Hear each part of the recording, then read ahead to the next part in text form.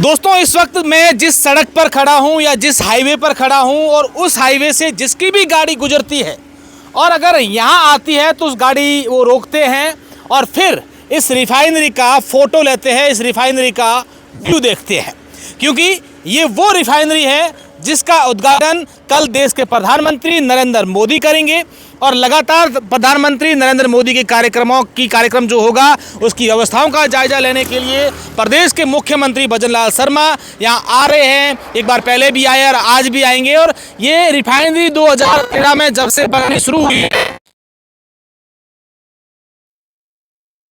यहाँ 2 बार इस रिफाइनरी का शिलान्यास हुआ, 2 बार उद्घाटन की तारीखें आई। हालांकि एक तारीख में जो है उस रिफाइनरी के एक यूनिट में आग लग गया था और उसके बाद अब फाइनली दूसरी तारीख आई है, वो है 4 जुलाई और 4 जुलाई को देश के प्रधानमंत्री नरेंद्र मोदी इस रिफाइनरी का उद्घाटन करेंगे। अब इस वीडियो में हम मुख्य जानकारी आपको देने वाले हैं कि रिफाइनरी के अंदर क्या क्या है, जहां पहले जिस यूनिट में आग लगी थी क्या उस यूनिट को फिर से शुरू कर दिया गया है, क्या प्रधानमंत्री कल कहां रिफाइनरी के अंदर जाएंगे, कितनी सभा होगी, कौन कौन लोग अंदर जा सकते हैं, कहां से एंट्री होगी, कितने लोग आएंगे, तमाम चीज़ें हम लोग बताएंगे।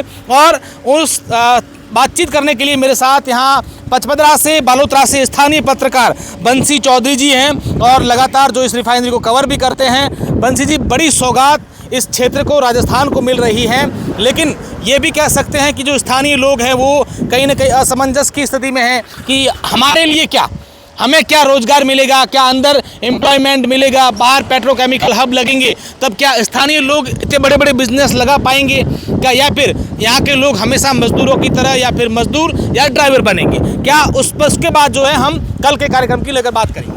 देखिए, निश्चित तौर पर आपने बताया कि स्थानीय लोगों का क्या, क्योंकि अब तक तो रिफाइनरी का काम चल रहा था जिस दौरान कई लोगों की गाड़ियां लगी थी, ड्राइवरिंग का काम कर रहे थे या फिर व्हीकल्स लगे रहते।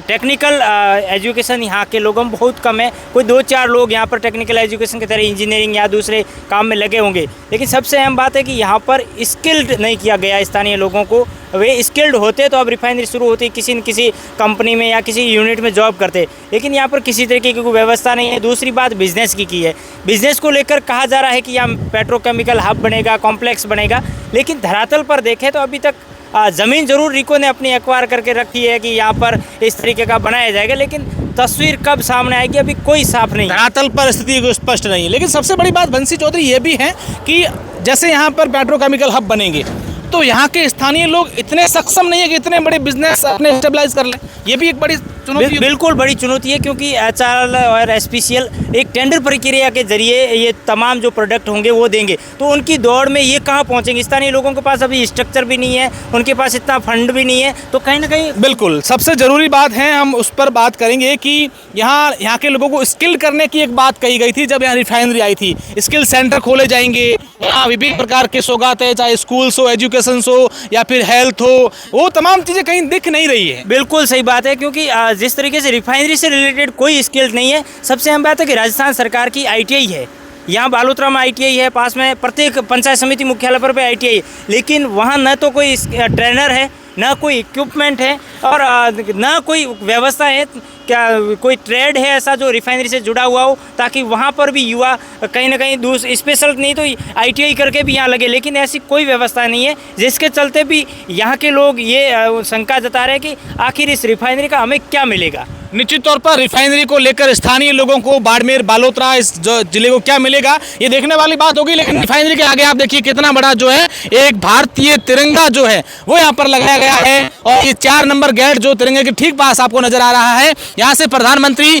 सामने की तरफ हेलीपैड है, हेलीपैड पर उतरने के बाद सीधे अंदर जाएंगे और अंदर जाने के बाद एक यूनिट है, कंट्रोल रूम है, वहाँ जाएंगे और उसके बाद सीधा सभा को संबोधित करेंगे। सबसे बड़ी बात, जो पिछली बार एक यूनिट में आग लगा था स्टूडियो वीडियो में, वो उस पर इस बार प्रधानमंत्री नहीं जाएंगे, ये सबसे खास बात है। ना ही उसका विजिट करेंगे, ना वहाँ देखने जाएंगे, क्योंकि ऐसा बताया जा रहा है कि जो वो यूनिट जला था वो अभी पूरा तरीके से कवर कर रखा है, यानी कि वहाँ ब्लॉक कर रखा है, उसको बंद कर रखा है, वहाँ नहीं जाएंगे। टोटल 13 यूनिट है। इसके बाद और क्या क्या अंदर कैसे क्या कुछ पूरी जानकारी है वो बंसी जी देंगे। देखिए, निश्चित तौर पर RCR एक रिफाइनरी का कंट्रोल रूम है, वहाँ पर प्रधानमंत्री का कार्यक्रम है, साथ ही साथ उसके सामने जो एक पार्क बना हुआ जहाँ पर एक पौधा भी प्रधानमंत्री लगाएंगे। उसके बाद में जो जनसभा है, जो पंडाल सामने दिख रहा है, वहाँ पर संबोधित करेंगे। करीबन 5000 लोग, लिमिटेड लोग बुलाए गए हैं। उनके लिए 7 नंबर गेट है, वहाँ से एंट्री होगी। उनकी वाहन पार्किंग 7 नंबर गेट के बाहर होगी। और जो वीवीआईपी है, कि जो नेता है, जनप्रतिनिधि है, जो इस कार्यक्रम में हिस्सा लेने के लिए आ रहे हैं, उनको 3 नंबर गेट के जरिए एंट्री दी जाएगी। सबसे अहम बात है कि